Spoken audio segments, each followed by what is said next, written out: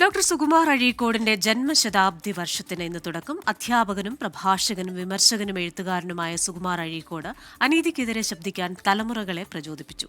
നിലപാടുകളിലെ വ്യക്തതയിലൂടെയും ധാർഷ്ട്യത്തിലൂടെയും മലയാളി ധാർമ്മികതയുടെ മുഖമായി മാറി.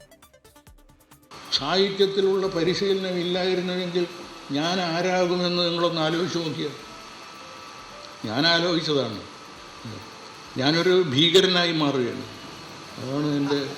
പക്ഷെ അതിനെ മുഴുവൻ നിയന്ത്രിക്കുന്നത് ഈ സാഹിത്യ പഠിച്ചതുകൊണ്ടാണ്. നട്ടെല്ലുള്ള നാവായിരുന്നു ഡോക്ടർ സുകുമാർ അഴീക്കോട്. വാക്കുകളുടെ വിസ്മയം. തനിക്ക് ശരിയെന്ന് തോന്നുന്ന കാര്യങ്ങൾ തന്റെ ഇടത്തോടെ പറയുകയും എഴുതുകയും ചെയ്തു അഴീക്കോട്. സമഗ്ര വിമർശകനായിരുന്ന അഴീക്കോട് അധികാര കേന്ദ്രങ്ങളുടെ അഹന്തയോടും അടിച്ചമർത്തലുകളോടും നിരന്തരം കലഹിച്ചു.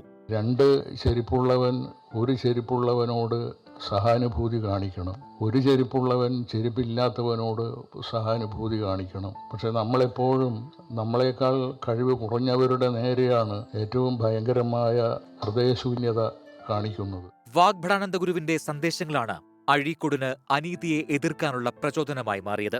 വിമർശനത്തിന്റെ കൂരമ്പിൽ കൂർത്തവയായിരുന്നു അഴീക്കോടിന്റെ പ്രഭാഷണങ്ങൾ. ബാബറി മസ്ജിദ് തകർക്കപ്പെട്ടപ്പോൾ മനസ്സുമുറിഞ്ഞവർക്കൊപ്പമായിരുന്നു അഴീക്കോടിന്റെ ശബ്ദം.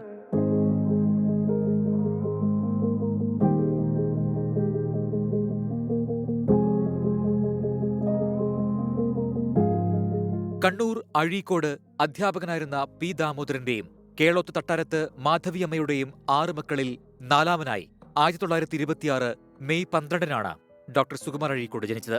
മലയാളത്തിലും സംസ്കൃതത്തിലും ബിരുദാനന്തര ബിരുദം നേടി. വിവിധ കോളേജുകളിൽ അധ്യാപകനായ ശേഷം കാലിക്കറ്റ് യൂണിവേഴ്സിറ്റിയിൽ മലയാള വിഭാഗം തലവനായും പ്രോ വൈസ് ചാൻസലറായും ആക്ടിംഗ് വൈസ് ചാൻസലറായും പ്രവർത്തിച്ചു. നാഷണൽ ബുക്ക് ട്രസ്റ്റ് ചെയർമാനും കേന്ദ്ര കേരള സാഹിത്യ അക്കാദമി നിർവാഹക സമിതി അംഗവുമായി.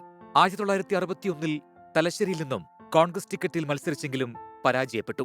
ഒരു ഗ്രന്ഥത്തിന്റെ മഹത്വം ജീവിച്ച വ്യക്തിയുടെ മഹത്വമാണ്.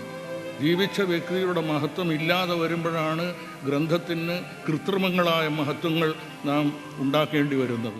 ആശാന്റെ സീതാകാവ്യം, മലയാള സാഹിത്യ വിമർശനം, ശങ്കരക്കുറുപ്പ് വിമർശിക്കപ്പെടുന്നു, തത്വമസി, ഭാരതീയത, അഴീക്കോടിന്റെ ലേഖനങ്ങൾ, ഗുരുവിന്റെ ദുഃഖം തുടങ്ങി നിരവധി കൃതികൾ ഡോക്ടർ സുകുമാർ അഴീക്കോടിന്റേതായിട്ടുണ്ട്. 2012 ജനുവരി 24-ന് തന്റെ 85-ാം വയസ്സിലാണ് ഡോക്ടർ സുകുമാർ അഴീക്കോട് വിടവാങ്ങിയത്. ഡോക്ടർ സുകുമാർ അഴീക്കോടിന്റെ ജന്മശതാബ്ദി വർഷത്തിൽ 24-ന്റെ ആദരം. Research desk 24.